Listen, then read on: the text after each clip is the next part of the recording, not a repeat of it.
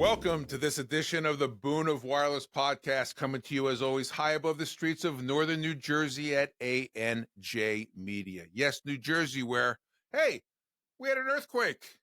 Yeah, I'm sure you heard all about it, and we're taping this just 72 hours after April 5th's big event that had most people in California laughing at us in New York and New Jersey.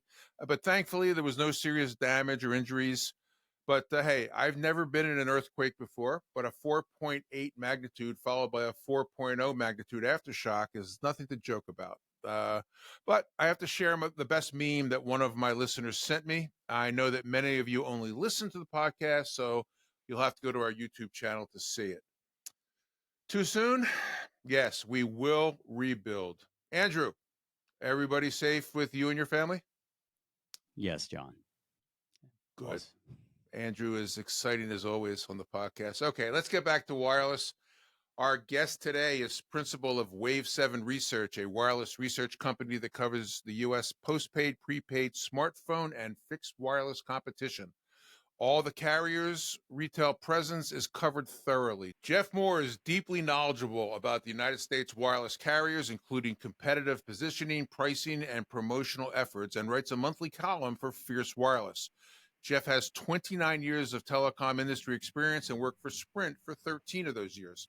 From 2006 to 2014, Jeff was the lead official responsible for gathering competitive intelligence for Sprint about wireless competitors and was chairman of Sprint's Competitive Intelligence Roundtable. Fierce Wireless has featured a column by Jeff since 2020, and Jeff was named conference director for the All Wireless and Prepaid Expo in 2022, an event that we will be discussing today. Jeff also holds an MBA from Cornell University. So please welcome to the program, Jeff Moore. Jeff, it's great to see you. How are you? Thanks, John. Good to see you someplace other than Las Vegas, which is where I usually see you.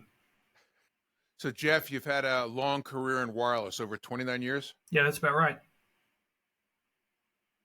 Oh, wow. Okay. Most of it spent at Sprint, where you gathered competitive intelligence and published this information in a variety of deliverables to your internal customers. Why don't you take us through your journey in wireless and what led you to create Wave7 Research? Yeah, so I spent 13 years with Sprint, most of it on the campus, and most of that time leading Sprint's competitive intelligence efforts. And then at the end of 2014, I left Sprint and I had the vision of founding sort of a syndicated version of Sprint's competitive intelligence operation. So I've been doing it for a number of years and thought, what if I took this product and basically syndicated it to external customers and let them know, what's really going on in wireless, which is the vision of Wave7 Research. And is Sprint a customer? Well, Sprint, unfortunately, is no longer among us. Yeah. Yes, I know only too well. So, okay. So, can you share with us how many organizations does your report reach every month? Dozens of companies subscribe to our research, and basically, for the most part, it's wireless carriers, and by that I mean not just the three big ones. I mean the cable companies as well, regional carriers and MVNOs also subscribe, and then basically investment institutions. So. Large companies, well known on Wall Street, that need to know what's really going on in wireless. They also subscribe, and there are other companies throwing in as well. There are actually handset protection companies and OEMs and others who subscribe as well. But it's mostly carriers and investment institutions. Talk to the audience about the 4 areas that you provide intelligence on. Well, we're talking about prepaid today, so that's certainly one of them, and that's largely Boost versus Cricket versus Metro, and then postpaid, which obviously would be T-Mobile versus Verizon versus AT&T. Smartphone competition is the third area, and then the fourth area, and the newest one, is fixed wireless competition, which certainly includes the 2,800 WISPs that are out there. As well as obviously Verizon and T-Mobile, and more recently AT&T as well has jumped into the fixed wireless market. Okay, and for our listeners that don't know, we have a lot of acronyms in wireless. Every week we come up with a new one. But WISP, Wireless what internet is service this? providers, and so that's basically those are carriers that are largely in rural America, and they provide connectivity where connectivity is not necessarily easily done. So, largely in rural America, and actually, exactly 1 month ago, I was in Oklahoma City for their one of their two big annual conferences. You look at prepaid, you mentioned two carriers, Boost, obviously owned by Dish, as we know, and the other one was Metro, owned by T-Mobile. And Cricket. That's the intelligence you provide, and Cricket. So do you uh, look at the other competitors as well? I mean, I read your reports. Um, you do mention the other SIM only, we call them, providers like Ultra and Simple, the old track phone folks, and Yeah, we cover all the MVNOs, absolutely, as well as the regional carriers. Yes. okay, good. So, um, who is the customer for this? I mean, who you talked about, the investment bankers and the carriers that want to know what's going on, but does it go any further down on people that would get value out of subscribing to your report? Potentially, we're always thinking it over. We've had some customers that we would not expect, but the lion's share of our customers are carriers and investment institutions. Without naming names, what type of a customer was, that came upon you? Well, we've had a company that's very much into POS systems, for example, that has been purchasing. One of our hidden gems is the Wave7 door report. So precisely how many stores does Verizon, does Cricket, does AT&T have? All the national carriers, as well as what's their presence in national retail. It's called the Wave7 door report. It's something we put out twice a year, and we've been putting it out for years. And now some companies are subscribing to only that. So we productized it, and now we're selling that as well. Could I subscribe to only smartphone or only WISP or only prepaid, or does it Yes, all come together yes. in one package? We encourage people to subscribe to all that we do, and most of our customers do. But it is possible to get an a la carte subscription. Yes. Talk about your teams that are out there going into the stores. Uh, where are they located? Obviously nationwide. How do they collect this information? Obviously, it's easy to look at how doors are getting opened up, but how do they get the granular information that you provide every month? Yeah, one thing that's different about Wave7 Research is that we don't just sit behind our laptops and do research online.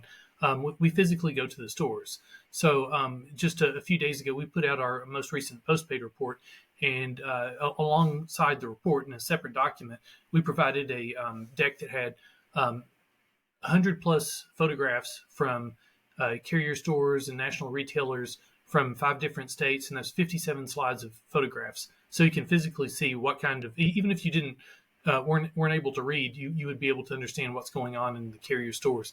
So that's the physical checks aspect, and that was from 5 different states. The other thing that we have is access to is an unlimited advertising database. So we know basically all the TV and radio advertising going on, as well as much of other kinds of advertising as well. So the unlimited access to the advertising database helps. And then the third thing that we do is just talking with contacts, people with Wave7 Research. My 29 years in wireless, I know a lot of people, and I have a lot of conversations. So just sort of sorting out what's really going on in wireless. How many people do you have out in the field going into the stores? It's only a handful. And when they go into a branded carrier store, a Verizon, AT, T-Mobile, Metro, Boost, when they go into a branded store, are they welcomed? Are they going to the same location so the people in the store know them? Or how does that whole thing work? Yeah, it's a mixed bag. So I would say that in some cases, people doing checks for us are friends with the reps inside the stores, and in other cases, they don't know us at all, and we have to sort of keep a distance. And also it depends on whether it's a corporate store or a dealer store. One thing that we found is that corporate reps are colder and less candid, and reps in dealer stores tend to be much more honest about things and have an open conversation.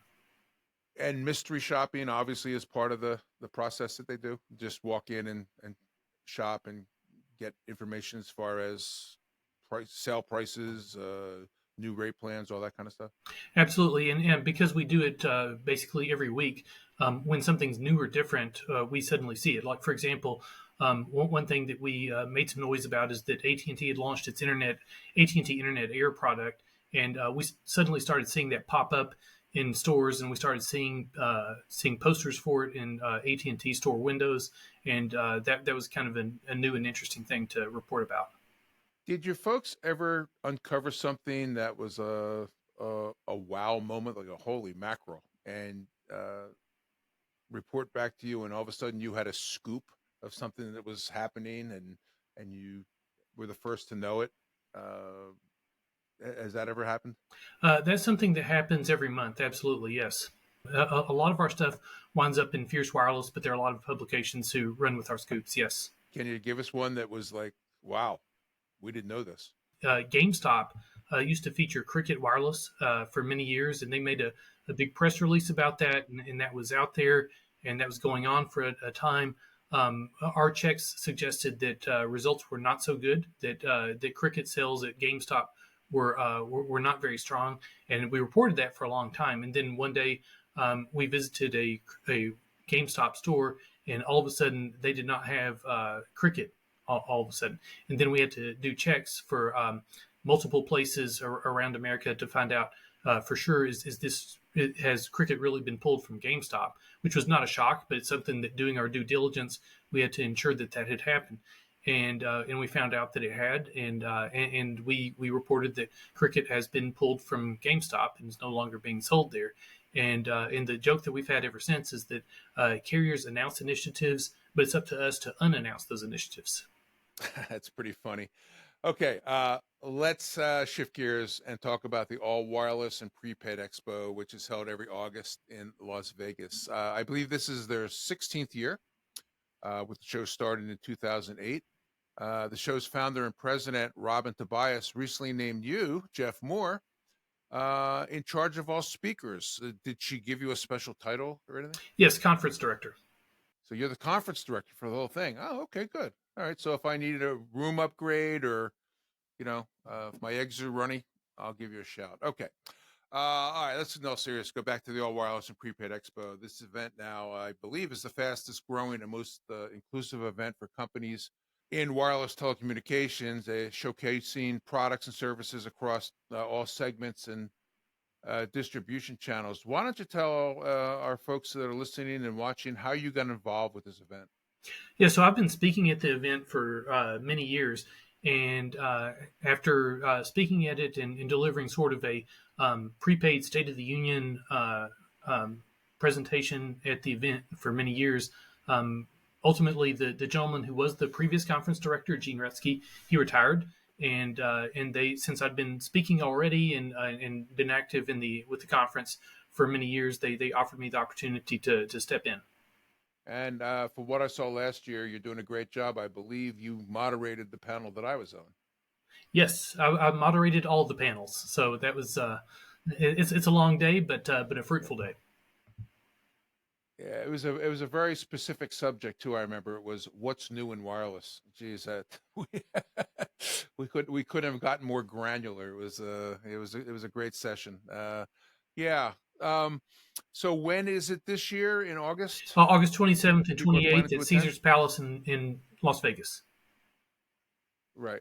Who should attend this? I know that I invited 6 of my clients last August to come to the show, knowing that none of them would.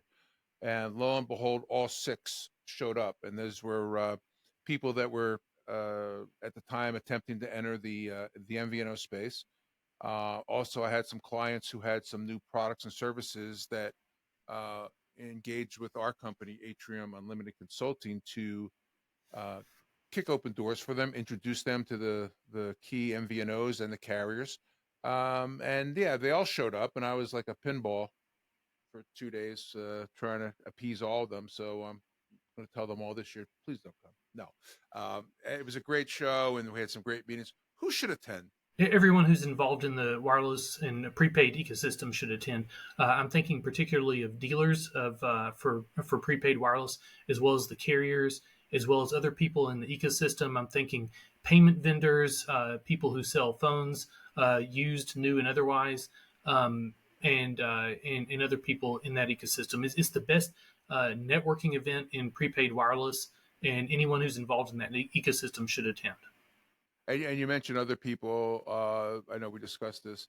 Uh, People that are in the secondary phone market. You talked about that they will be there in force as always, as well as people selling um, ancillary products like device protection, all this kind of stuff. Absolutely, yeah. Device protection's definitely part of it. New phones, used phones. We always have vendors for both of those. Yeah, so if you're involved in the prepaid wireless ecosystem, you need to be at the event. Okay, and good opportunity for networking and meeting people and setting your plans in August Yeah, for the end of the year and the following year. That's good. I remember last year that there was about 4,000 attendees, which was a record for the show. What do you have a feel for what will happen this year? well, I know that the conference is taking out much larger floor space. So last year we totally filled all available spaces, and so there will be more attendees this year. So it was about 4,000 attendees last year, and we're expecting more this year. Definitely, it's a growing event. It's been growing very rapidly for the last several years, and we expect that to continue this year. There's a lot of shows coming up, as always. I talk about Barcelona and Mobile World Congress back a month or two ago, and then you've got the gadget repair coming up, which is focused on what it is, gadget repair. Mobile Disrupt. Bob LaFawn, who was on the program 2 weeks ago, started that event, and that's going to be again a sellout where they do really focus on the secondary phone market. Um, Barcelona was all about AI. Does the All Wireless Prepaid Expo have a certain theme to it? Uh, is it specifically for prepaid dealers? Is the Prepaid Expo? Is it? Um, is there a theme to this year's show?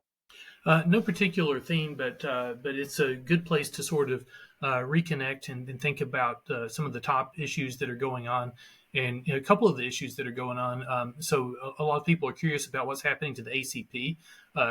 North of 20 million households are connected via the ACP, but it seems like funding is sort of running out. So, how do you adapt to that? Is one of the questions that's going to be coming up at the expo this year. And then we have some changes going on from who's selling prepaid wireless these days. One of the big events that popped out of last year's conference is the growth of Total by Verizon, sort of becoming a fourth prepaid carrier with a national retail presence, and that's something that was one of the big headlines that popped out of last year's show that Total by Verizon would open several hundred stores last year and several hundred more stores this year. And we're now projecting that they have north of 700 stores open. So a lot of news sort of broke last year and probably will break again this year.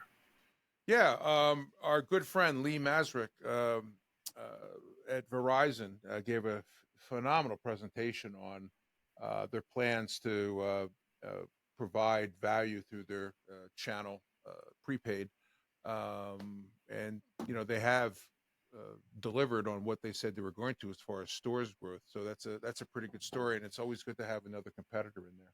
Okay. Uh, okay. Anything else about the All Wireless Prepaid Expo? Any recommendations or anything that you hope to see this year at the event? Yeah, just want to see what's going on with all the MVNOs and how people are responding to the ACP issues, as well as yeah. I mean, and one thing that I can recommend is the networking event that happens after the first day. There's a happy hour out on the show floor, and in my opinion, that event is the best networking event in prepaid wireless in the United States in general. So that's one thing that I can definitely recommend. And there will hopefully by that time, possibly by that time, be some additional changes with, Plum aggregator for T-Mobile and Mint Mobile and Ultra Mobile becoming officially part of the T-Mobile family. So it'll be interesting to see with all these moving parts, like you said, ACP, Total by Verizon, Ultra becoming another brand of T-Mobile, where that's all going to shake out. And I don't have a crystal ball, and the people that I speak to at T-Mobile, if they know what's going to happen, they're not talking about it. So it'll be interesting to see if and when, which should be soon, this acquisition goes through, and then how it shakes out on the competitive landscape there with brand names joining T-Mobile. So it'd be interesting. So stay tuned. So Jeff, why don't you remind our listeners and viewers if they're interested in subscribing to Wave7 Research's monthly report, how they would do that? Yeah, you can simply log on to wave7research.com or simply just email me at jeffmoore@wave7research.com. Jeff, great seeing you. Again, the show is in great hands, the Wireless Prepaid Expo. I hope to see you before that. It's about 4 or 5 months away right now. But I appreciate you coming on the podcast today. Any closing thoughts or words? Yeah, so look forward to seeing you out in Las Vegas again, John, as always, as we do every August, and hopefully a lot of your viewers will be out there in August as well. I look forward to really getting out of the office and shaking hands and reconnecting with everyone in the world of prepaid once per year, and this is the best event for it. Right, and if you haven't been to Las Vegas in August, you haven't lived. Right? I'm in the hotel the whole time, so I never get a tan. Yeah, that getting out of the cab or Uber into the hotel and then going back to the airport, that's about all you can take. That's about all the sun I get. Yeah, 115. But but it's a dry heat. Okay, Jeff, great to see you. Thank you very much. Wave7 Research providing great information to all the people that need to know the competitive landscape out there on prepaid, postpaid, smartphones, and fixed wireless. Jeff Moore, Wave7 Research, thank you again for coming on. That's going to wrap up another episode of the Boone of Wireless. We'll see you next time. Thanks.